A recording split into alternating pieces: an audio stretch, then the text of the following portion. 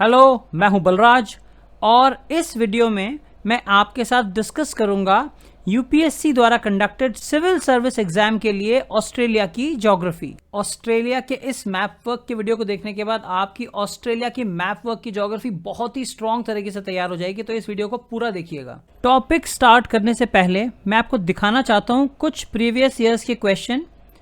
तो देखिए, ये है 1995 का क्वेश्चन, ये देखिए 1997 का क्वेश्चन। आप वीडियो पॉज करके इसे पढ़ सकते हैं। ये है 2001 का क्वेश्चन, ये है 2007 का क्वेश्चन, ये है 2009 का क्वेश्चन, और ये है दोबारा 2009 का क्वेश्चन, और ये है 1999 का क्वेश्चन, ये है 2002 का क्वेश्चन। अब आप एक चीज़ नोटिस करिए, मैंने इसमें लिखा है geography optional questions prior to 2011। Actually 2010 वो लास्ट ईयर था जब सी सैट के बजाय ऑप्शनल का पेपर हुआ था प्रीलिम्स में। तो क्योंकि इन क्वेश्चंस को यूपीएससी ने पहले पूछा है, तो इसीलिए मैं अज्यूम कर रहा हूँ कि हो सकता है फ्यूचर में इनमें से कोई क्वेश्चन आ जाए। तो मैं आपके साथ कुछ ज्योग्राफी ऑप्शनल के क्वेश्चंस भी डिस्कस करूंगा। तो देखिए, ये तो एक क्वेश्चन है, एक क्वेश्चन और देख लेते हैं ज्योग्राफी ऑप्शनल का। ये ज्योग्राफी ऑप्शनल का क्वेश्चन था। टॉपिक स्टार्ट करने से पहले हम लोग ऑस्ट्रेलिया की लोकेशन एक बार वर्ल्ड मैप में देख लेते हैं। तो आप नोटिस करिए कि ये इक्वेटर है, तो ऑस्ट्रेलिया इक्वेटर के कंप्लीटली साउथ में है, तो मतलब ये कंप्लीटली सदर्न हेमिस्फीयर में आता है। और दूसरी बात आप नोटिस करिए कि ट्रॉपिक ऑफ कैप्रिकॉर्न ऑस्ट्रेलिया से भी पास होती है। ये मैं आपको इसलिए दिखा रहा हूँ क्योंकि 2009 में क्वेश्चन आया था जिसमें अगर आपको सिर्फ इतना पता होता कि ट्रॉपिक ऑफ कैप्रिकॉर्न कौन कौन से कंट्रीज से पास होती है, तो आप इस क्वेश्चन को एकदम आराम से सॉल्व कर देते। इस क्वेश्चन में हमें इन्होंने 4 कंट्रीज दिए हैं, ऑस्ट्रेलिया, नामीबिया, ब्राज़ील और चिली, और हमें बताना है कि ट्रॉपिक ऑफ कैप्रिकॉर्न इनमें से कहाँ कहाँ से पास होती है। तो हम लोग साउथ अमेरिका से स्टार्ट करते हैं। तो देखिए, ये है साउथ अमेरिकन कंट्री, ये है चिली। तो ये है चिली, तो चिली से पास हो रही है। अब आप उसके बाद देखिए, ये वाला जो कंट्री है ये है अर्जेंटीना। तो देखिए, अर्जेंटीना से भी पास हो रही है। और उसके बाद आप देखिए, आपको एक और कंट्री दिखेगा यहाँ पे, ये है पैराग्वे। ये वाला कंट्री है पैराग्वे, तो पैराग्वे से भी पास हो रही है ट्रॉपिक ऑफ कैप्रिकॉर्न। और ये है ब्राज़ील, तो ब्राज़ील से भी पास हो रही है ट्रॉपिक ऑफ कैप्रिकॉर्न। तो ट्रॉपिक ऑफ कैप्रिकॉर्न हमारी साउथ अमेरिका में कहाँ कहाँ से पास हो रही है? एक तो चिली से पास हो रही है, एक अर्जेंटीना से पास हो रही है, एक पैराग्वे से पास हो रही है, और एक ब्राज़ील से पास हो रही है। अब हम चलते हैं अफ्रीका में। अफ्रीका में आप देखिए, ये जो कंट्री आपको दिख रहा है ये है नामीबिया। तो नामीबिया में से पास हो रही है ट्रॉपिक ऑफ कैप्रिकॉर्न। ये है बोट्सवाना, बोट्सवाना से भी पास हो रही है। ये है लाइन ट्रॉपिक ऑफ कैप्रिकॉर्न की, देखिए अब ये लाइन ट्रॉपिक ऑफ कैप्रिकॉर्न की है। और ये है साउथ अफ्रीका, यहाँ से भी पास हो रही है। ये है मोज़ाम्बिक, मोज़ाम्बिक से भी पास हो रही है। और ये है मेडागास्कर। और ऑफ कोर्स ऑस्ट्रेलिया से तो ट्रॉपिक ऑफ कैप्रिकॉर्न पास हो ही रही है। अब ऑस्ट्रेलिया में एक्चुअली एक क्वेश्चन ये आ सकता है कि ऑस्ट्रेलिया की कौन कौन सी स्टेट्स में से ट्रॉपिक ऑफ कैप्रिकॉर्न पास हो रही है। ये हम लोग थोड़ा बाद में देखेंगे वीडियो में। अब आप इस क्वेश्चन पे दोबारा आ जाइए। ये देखिए, ऑस्ट्रेलिया से हमने देखा पास हो रही है ट्रॉपिक ऑफ कैप्रिकॉर्न, नामीबिया से हमने देखा पास हो रही है, ब्राज़ील से पास हो रही है, और चिले से भी पास हो रही है। तो इसका आंसर हो जाएगा डी, ऑल ऑफ दीज। अब हम लोग ऑस्ट्रेलिया को सराउंड करने वाली कुछ वाटर बॉडीज देखेंगे, पर उसके पहले मैं चाहता हूँ आप कुछ पुराने क्वेश्चंस देखिए। ये देखिए 1997 का क्वेश्चन है। इसमें एक्चुअली जिक्र आया है टॉरीज स्ट्रेट का। वैसे तो ये क्वेश्चन कनेक्टेड है इंडोनेशिया से, लेकिन फिर भी इसका नाम आया है, इसलिए मैं आपको लोकेशन दिखाऊंगा अभी इसकी। ऑस्ट्रेलिया के पास है। दूसरा क्वेश्चन आप देखिए 2007 का है। इसमें कोरल रीफ के बारे में पूछा है। अब आप ये देखिए क्वेश्चन, ये एक्चुअली 2006 का क्वेश्चन है ज्योग्राफी ऑप्शनल का। एक्चुअली 2010 वो लास्ट ईयर था जब सी सैट के बजाय ऑप्शनल का पेपर हुआ था प्रीलिम्स में। तो देखिए, क्योंकि यूपीएससी ने इन लोकेशंस को पहले पूछा है, तो हो सकता है कभी जीएस में भी ये क्वेश्चन या फिर इसका कोई एक पार्ट रिपीट हो जाए। और देखिए, वैसे भी धीरे धीरे एग्जाम का लेवल तो बढ़ ही रहा है, तो पुराने ऑप्शनल के क्वेश्चंस देखने में हमें फ़ायदा ही है। अब आप एक और क्वेश्चन देखिए, ये है 2002 का क्वेश्चन। इसमें भी इन्होंने कुछ सीज के बारे में पूछा है जो ऑस्ट्रेलिया को सराउंड करते हैं, और यहाँ इन्होंने मैप दे रखा है। तो हो सकता है इसमें से कुछ रिपीट हो जाए। तो अब हम लोग ऑस्ट्रेलिया के आसपास की कुछ वाटर बॉडीज़ देख लेते हैं। अभी हमने क्वेश्चन देखा था 97 का, जिसमें टॉरीज स्ट्रेट का जिक्र आया था, तो उसको एक बार हम लोग देख लेते हैं मैप पे। तो देखिए, ये है टॉरीज स्ट्रेट। तो हम पहले समझते हैं स्ट्रेट क्या होता है, STRAIT। देखिए, स्ट्रेट बेसिकली एक नैरो पैसेज है, या तो 2 आइलैंड्स के बीच में हो, यहाँ एक आइलैंड, यहाँ एक आइलैंड, या फिर 2 कॉन्टिनेंट्स के बीच में हो, या फिर 2 सीज़ के बीच में हो। तो अगर हम इसे देखें यहाँ पे, तो यहाँ पे तो आपको मिल गया न्यू गिनी आइलैंड, यहाँ पे मिल गया आपको ऑस्ट्रेलिया, और ये ऑस्ट्रेलिया का केप और पेनिनसुला है। और यहाँ पे है एराफूरा सी, ARAFURA, ये है एराफूरा सी। और यहाँ पे है कोरल सी, CORAL, कोरल सी। तो ये है टॉरेस स्ट्रेट, ये इनके बीच में आता है। अब हम लोग 2007 का एक क्वेश्चन देख लेते हैं। तो इसमें पूछा था कि वर्ल्ड की लार्जेस्ट कोरल रीफ कहाँ पे है। तो ऑफकोर्स ये ऑस्ट्रेलिया के पास ही है। मैं आपको थोड़ा शो कर देता हूँ मैप में। तो देखिए ये जो आप देख रहे हैं ये है ग्रेट बैरियर रीफ। इसका थोड़ा आपको मैं जूम्ड इन व्यू दिखाता हूँ। ये है ग्रेट बैरियर रीफ। देखिए ये ग्रेट बैरियर रीफ जो है 2016-17 में बहुत न्यूज़ में थी, क्योंकि यहाँ पे काफ़ी लार्ज स्केल पे कोरल ब्लीचिंग हुई थी।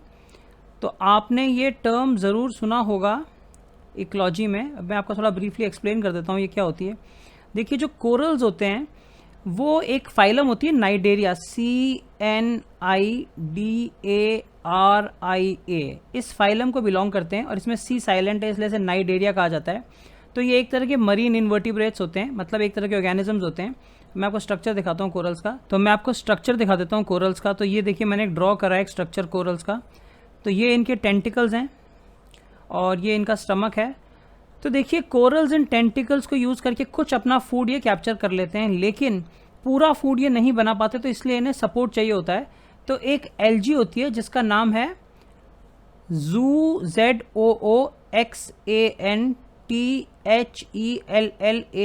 ज़ूज़ैंथेले। तो इसके साथ ये एक सिम्बायोटिक एसोसिएशन में रहते हैं। तो ये जो ज़ूज़ैंथेली है ये फोटोसिंथेसिस कर सकती है, सनलाइट को यूज़ करके फूड बना सकती है। तो इससे इनको फूड मिल जाता है कोरल्स को। तो इससे कोरल्स की भी हेल्प हो जाती है। तो लेकिन जब ग्लोबल वार्मिंग होती है और जब ओशन का टेम्परेचर इंक्रीज़ हो जाता है तो कोरल्स स्ट्रेस में आ जाते हैं और ज़ूज़ैंथेली को अपनी बॉडी से एक्सपेल कर देते हैं। तो इसलिए ज़ूज़ैंथेली के निकल जाने से कोरल्स को फूड की कमी हो जाती है और उनके मरने के थोड़े चांसेस बढ़ जाते हैं।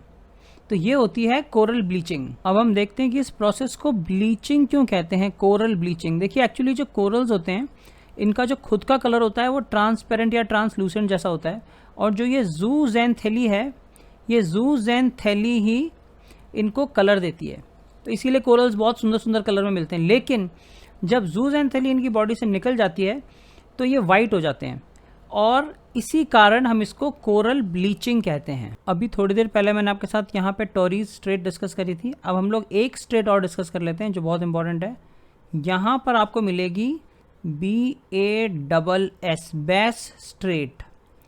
तो ये जो बैस स्ट्रेट है ये टास्मेनिया, ये जो आइलैंड है इसका नाम है टास्मेनिया, TASMANIA, टास्मेनिया और ऑस्ट्रेलिया की मेन लैंड के बीच में है। इसका नाम है बैस स्ट्रेट, BASS, बैस स्ट्रेट। तो ये भी याद रखिएगा।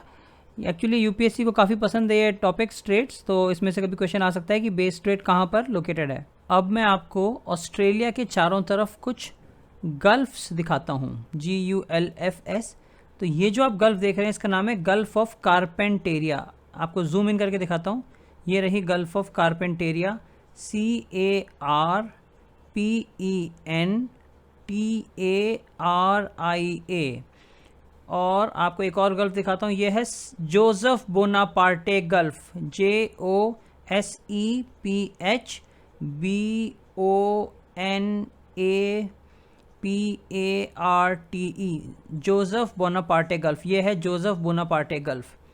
फिर एक गल्फ हम और देख लेते हैं, इसका नाम है Spencer gulf, SPENCER, Spencer gulf. तो ये आप कुछ नाम याद रखिएगा क्योंकि कभी मैच करने में आ सकता है कि स्पेंसर गल्फ किसके पास है, जोसेफ बोनापार्ट गल्फ कहाँ पे है, गल्फ ऑफ कारपेंटेरिया कहाँ पे है। अब मैं आपको ऑस्ट्रेलिया की एक और वाटर बॉडी दिखाता हूँ। यहाँ लिखा हुआ है ग्रेट ऑस्ट्रेलियन बाइट, BIGHT। तो आपने नोटिस करा होगा कि कुछ टर्म्स आते हैं जैसे बे, गल्फ और अभी रिसेंटली हमने सुना बाइट। तो इनमें क्या फ़र्क है? देखिए जो सबसे नैरो होती है इन तीनों में से वो होती है गल्फ। वो लगभग सब तरफ से लैंड से घिरी हुई होती है, बस एक वाटर का एक थोड़ा सा नैरो इनलेट होता है। जैसे हमने ये स्पेंसर गल्फ में भी अगर हम देखें तो देखिए स्पेंसर गल्फ है, काफ़ी नैरो है और लगभग सब तरफ से घिरी हुई है, बस एक छोटा सा वाटर का इनलेट है यहाँ पे। उसके बाद हम बात करें अगर बे की, तो बे जो है वो गल्फ से ज़्यादा ब्रॉड होती है, ज़्यादा चौड़ी होती है, और जो सबसे चौड़ी होती है उसको कहा जाता है बाइट। तो जैसे ये है ग्रेट ऑस्ट्रेलियन बाइट, और बाइट का जो शेप होता है वो क्रेसेंट की तरह शेप का होता है, जैसे ये क्रेसेंट है। तो अब आपको डिफरेंस समझ में आ गया। सबसे नैरो है गल्फ, उससे ज़्यादा ब्रॉड है बे, और सबसे ब्रॉड है बाइट, BIGHT। ये जो ग्रेट ऑस्ट्रेलियन बाइट है इसका फॉर्मेशन हुआ था रफली 50 मिलियन ईयर्स अगो, जब ऑस्ट्रेलिया अंटार्कटिका से सेपरेट हो गया था और आगे चला गया था। अब देखिए जो ग्रेट ऑस्ट्रेलियन बाइट है ये 1920 में न्यूज़ में थी, क्योंकि यहाँ पे एक पेट्रोलियम एक्सप्लोरेशन कंपनी को लाइसेंस मिला था एक्सप्लोर करने का, लेकिन फिर इसका बहुत अपोजिशन हुआ तो वो अब डील कैंसिल हो गई है। एक्चुअली वो रीज़न ये था कि यहाँ ग्रेट ऑस्ट्रेलियन बाइट में कुछ ऐसी स्पीसीज़ मिलती हैं जो वर्ल्ड में कहीं और नहीं मिलती हैं, तो इसीलिए इसको काफ़ी अपोज किया गया था। अब मैं आपको एक क्वेश्चन दिखाता हूँ 2006 का, ये ज्योग्राफी ऑप्शनल का क्वेश्चन था, पर ये मत सोचिए कि ऑप्शनल में आया था 2006 में तो कभी जीएस में नहीं आ सकता। देखिए हो सकता है कभी जीएस में भी आ जाए। तो इन्होंने मैच करने के लिए पूछा था सी/गल्फ देके, तो एराफोरा सी दिया था, कोरल सी, गल्फ ऑफ कारपेंटेरिया, टिमोर सी। तो इनको हम लोग फटाफट से देख लेते हैं मैप में। तो देखिए ये है टिमोर सी, TIMOR, टिमोर सी। ये है एराफोरा सी, ARAFURA, एराफोरा सी। और यहाँ पे है आपकी गल्फ ऑफ कारपेंटेरिया, CARPENTARIA। और यहाँ पे है कोरल सी, ये कोरल सी है, CORAL, कोरल सी। तो अगर आप ये लोकेशंस आपको पता होती तो आप आराम से इनको मैच कर सकते थे। देखिए हो सकता है जीएस में भी आ जाए, धीरे धीरे एग्जाम का लेवल तो बढ़ ही रहा है, तो कभी जीएस में भी आ सकता है ऐसा क्वेश्चन। अब ये तो हो गया एक टफ क्वेश्चन। अगर कभी सिंपल क्वेश्चन आ जाए तो कभी क्वेश्चन आ सकता है कि ऑस्ट्रेलिया के वेस्ट में कौन सा सी है या ओशन है, या फिर एक और क्वेश्चन आ सकता है कि ऑस्ट्रेलिया के ईस्ट में कौन सा ओशन है। तो देखिए ऑस्ट्रेलिया के वेस्ट में तो है इंडियन ओशन, और ऑस्ट्रेलिया के ईस्ट में है पैसिफिक ओशन। तो कभी कभी हम एग्जाम में जब बैठे होते हैं तो इतनी सिंपल चीज़ें भी कभी कभी याद नहीं आती, तो ये आप याद रखिएगा। तो इस क्वेश्चन को अगर हम देखें तो ये तो हो जाएगा आपका टिमोर सी, ये रहा टिमोर सी, तो डी का 1 हो गया। और ये जो 2 है ये है एराफोरा सी, यानी ए का 2 हो गया। और ये जो 3 है ये है गल्फ ऑफ कारपेंटेरिया। और ये जो 4 है ये बी का है, तो बी का 4, तो हमारा आंसर हो जाएगा बी, ए का 2, बी का 4, सी का 3 एंड डी का 1। अब मैं आपको एक और क्वेश्चन दिखाता हूँ, ये 2002 का क्वेश्चन है। तो इन्होंने इनमें कुछ सीज़ को मैच करने के लिए कहा है। तो इसमें जो 2 नए सीज़ हैं जो हमने अब तक नहीं देखे वो हैं बांडा सी और सोलोमन सी। आराफोरा और कोरल तो हम देख चुके हैं, तो मैं आपको शो कर देता हूँ अभी। तो ये है सोलोमन सी, SOLOMON, सोलोमन सी। और यहाँ पे है बांडा सी, BANDA, बांडा सी। तो अगर अब हम इस क्वेश्चन को देखें तो ये तो हो गया हमारा सोलोमन सी, SOLOMON, सोलोमन सी। ये हो गया बांडा सी, BANDA, बांडा सी। ये हो गया एराफोरा सी, और ये हो गया कोरल सी। तो हमारा आंसर हो जाएगा ये सी। अब हम लोग ऑस्ट्रेलिया का पॉलिटिकल मैप देख लेते हैं। तो देखिए ऑस्ट्रेलिया एक फेडरेशन है और इसके अंदर हैं 6 स्टेट्स और 2 सेंट्रली एडमिनिस्टर्ड टेरिटरीज। तो जो 6 स्टेट्स हैं वो हैं western Australia, south Australia, Victoria, Tasmania, New South Wales और क्वींसलैंड। और जो सेंट्रली एडमिनिस्टर्ड टेरिटरीज हैं उनमें है नॉर्दर्न टेरिटरी, और यहाँ पे है ऑस्ट्रेलियन कैपिटल टेरिटरी। आप इनकी कैपिटल्स याद रखिएगा क्योंकि एग्जाम में इनसे क्वेश्चन आ जाते हैं। तो हम स्टार्ट करते हैं वेस्टर्न ऑस्ट्रेलिया से। इसकी कैपिटल है पर्थ, PERTH, यहाँ लोकेटेड है पर्थ, इस जगह। नॉर्दर्न टेरिटरी की कैपिटल है डार्विन, DARWIN। क्वींसलैंड की कैपिटल है Brisbane, BRISBANE। New South Wales की कैपिटल है सिडनी। टैस्मेनिया की कैपिटल है होबार्ट।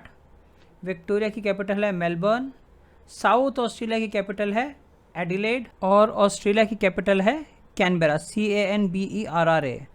एक 2000 2 में ज्योग्राफी ऑप्शनल में क्वेश्चन आया था जिसमें कुछ सिटीज़ हैं जिनको अरेंज करना था एक सीक्वेंस में। तो एक उन्होंने सिटी दिया था यहाँ पे केन्स, CAIRNS, ये केन्स दिया था, एक ब्रिस्बेन दिया था, एक सिडनी दिया था और एक मेलबर्न दिया था।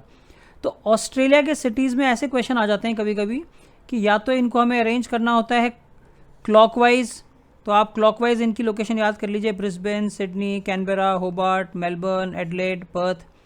या फिर कभी कभी क्वेश्चन आ जाता है कि इनको आप अरेंज करिए एंटी क्लॉकवाइज, या फिर हो सकता है कुछ का ये नॉर्थ टू साउथ भी लोकेशन अरेंज करने के लिए दे दें। तो ऐसे आप इनको मेमोरी में डाल लीजिए, हो सकता है कभी कोई क्वेश्चन आ जाए तो आप उसको हैंडल कर पाएँ। अब हम लोग ऑस्ट्रेलिया की कुछ रिवर्स देख लेते हैं। तो देखिए यहाँ पर एक रिवर है म्यूरे रिवर, ये न्यू साउथ वेल्स और विक्टोरिया का बॉर्डर बनाते हुए साउथ ऑस्ट्रेलिया से पास होते हुए यहाँ पर एक बे है जिसका नाम है एनकाउंटर बे, ENCOUNTER, एनकाउंटर बे, उसमें जाके ये गिर जाती है। और ये है न्यू साउथ वेल्स और ये है विक्टोरिया। तो इन दोनों के बीच में कुछ बॉर्डर बना देती है ये म्यूरे रिवर। इसकी स्पेलिंग है MURRAY,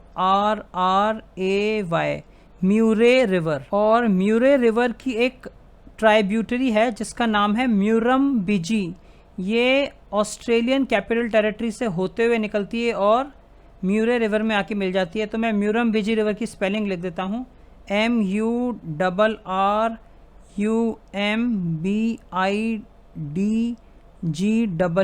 मुरम-बिजी। मुरे रिवर की एक और ट्रिब्यूटरी है जिसका नाम है डार्लिंग, DARLING।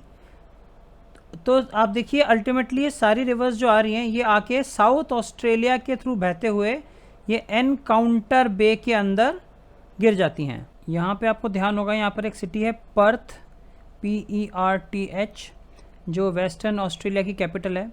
तो यहाँ पर एक रिवर, इसके थ्रू एक रिवर बहती है आके, उसका नाम है SWAN, स्वैन रिवर। अब मैं आपको एक क्वेश्चन दिखाता हूँ 2009 का। देखिए इसमें कुछ जोग्राफिकल फीचर्स को मैच करना है कंट्री के साथ।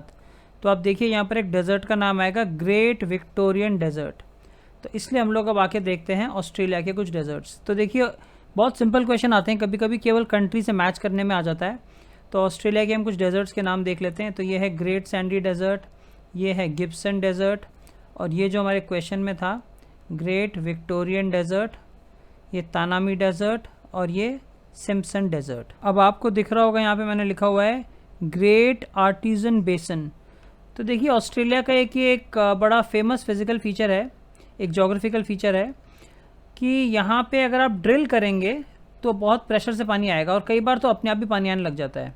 तो ये ऐसे फॉर्म होता है कि फॉर एग्जांपल मान लीजिए यहाँ पर एक इम्परमिएबल रॉक है। इम्परमिएबल रॉक का मतलब है जिसके थ्रू पानी पास नहीं हो सकता। और मान लीजिए उसके ऊपर एक और इम्परमिएबल रॉक है, मतलब इसके थ्रू पानी पास नहीं हो सकता। और इन दोनों के बीच में अगर कोई पोरस रॉक है, पोरस रॉक मतलब जिसमें बहुत छोटे छोटे छेद हैं, तो अगर रेनफॉल हो इस जगह तो पानी क्या होगा, एक्यूमुलेट होकर यहाँ इकट्ठा हो जाएगा और फिर जब कोई इसमें ड्रिल करेगा तो वो प्रेशर से आएगा। तो ऑस्ट्रेलिया में एक्चुअली क्या है ना, यहाँ पे एक ऑस्ट्रेलिया में इस जगह आपको एक मिलेगी एक माउंटेन रेंज जिसका नाम है ग्रेट डिवाइडिंग रेंज। तो इस पे जब पानी बरसता है तो इसका पानी इकट्ठा होके इसी प्रोसेस के थ्रू यहाँ आ जाता है जिससे कि ग्रेट आर्टिजन बेसन का फॉर्मेशन होता है। अब आपको दिख रहा होगा मैंने यहाँ लिखा हुआ है नुल्लार बोर प्लेन्स। तो इसकी स्पेलिंग है NULLARBOR।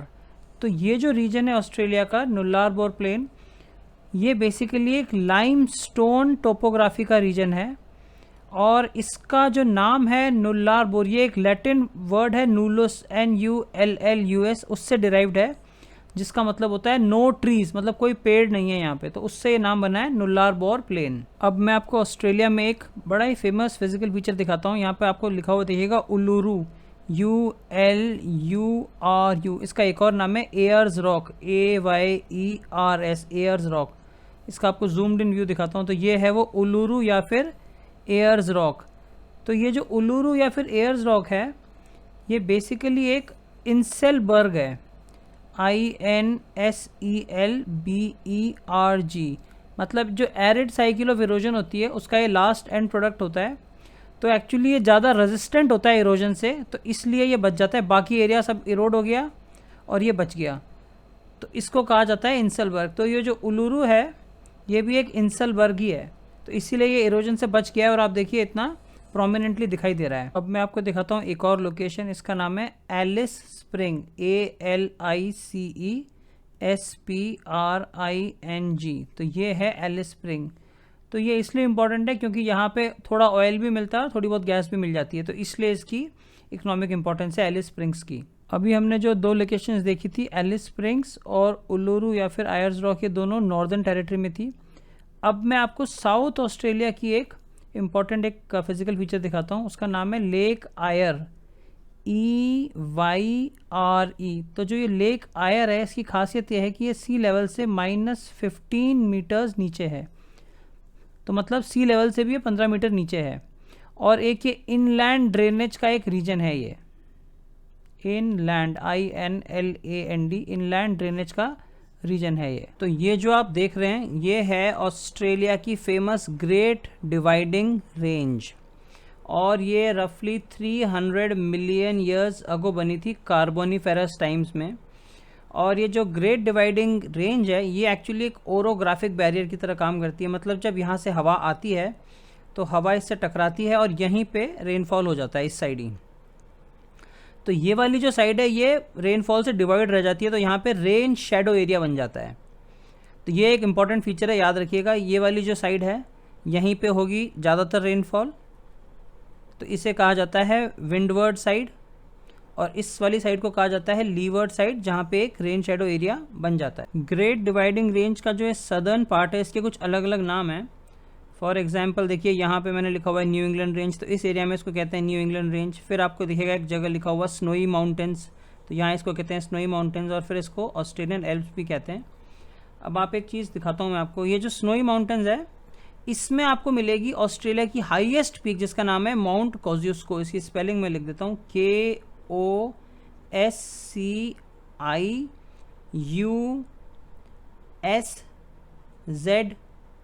तो ये ऑस्ट्रेलिया की हाईएस्ट पीक है। और ये टैज़मेनिया में एक माउंटेन मिलेगी आपको जिसका नाम है माउंट ओसा, तो ये टैज़मेनिया की हाईएस्ट पीक है। अब हम लोग ऑस्ट्रेलिया की कुछ और माउंटेन्स देख लेते हैं। तो आप ये जो माउंटेन देख रहे हैं इसका नाम है Flinders range, FLINDERS, Flinders range. और इसी का एक एक्सटेंशन है जिसका नाम है grey range, GREY, grey range. और इसका नाम है मस्ग्रेव, MUSGRAVE, मस्ग्रेव रेंज। और इसका नाम है McDonald range, MACDONELL, McDonald range. और ये वाली जो रेंज है इसका नाम है Hamersley range, HAMERSLEY, Hamersley range. इसका नाम है डार्लिंग रेंज, DARLING। अब हम लोग ऑस्ट्रेलिया के कुछ मिनरल्स देख लेते हैं। तो देखिए ऑस्ट्रेलिया एक बहुत बड़ा प्रोड्यूसर है बॉक्साइट का, बॉक्साइट एल्युमिनियम का ओर होता है।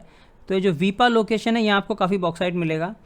फिर ये एक लोकेशन है जिसका नाम है माउंट ईसा, यहाँ पे आपको मिलेगा लेड एंड जिंक। फिर आपको एक लोकेशन दिख रही होगी जिसका नाम है इप्सविच, तो इप्सविच में मिलता है लिग्नाइट एंड बिटुमिनस। और एक ये लोकेशन है जिसका नाम है ब्रोकन हिल, तो ब्रोकन हिल में आपको मिलेगा लेड, जिंक और सिल्वर। और एक ये लोकेशन है जिप्सलैंड, तो जिप्सलैंड में आपको मिलेगा लिग्नाइट कोल। और आप ये लोकेशंस देखिए गोल्ड वर्दी, पिलबरा, टॉम प्राइस, यहाँ पे मिलता है आयरन। और ये दो लोकेशन है कालगुरली एंड कूलगार्दी, तो यहाँ पे मिलता है गोल्ड। तो हम लोग अब देख लेते हैं कि ट्रॉपिक ऑफ कैप्रिकॉर्न ऑस्ट्रेलिया की कौन कौन सी स्टेट से होकर गुजरती है। तो देखिए गुजरती है वेस्टर्न ऑस्ट्रेलिया से, और ये नॉर्दर्न टेरिटरी से, northern territory centrally administrated territory है, और क्वींसलैंड से। तो देखिए ये था ऑस्ट्रेलिया की ज्योग्राफी पे एक वीडियो। तो आई होप आपको ये पसंद आया होगा, and thank you for watching this video.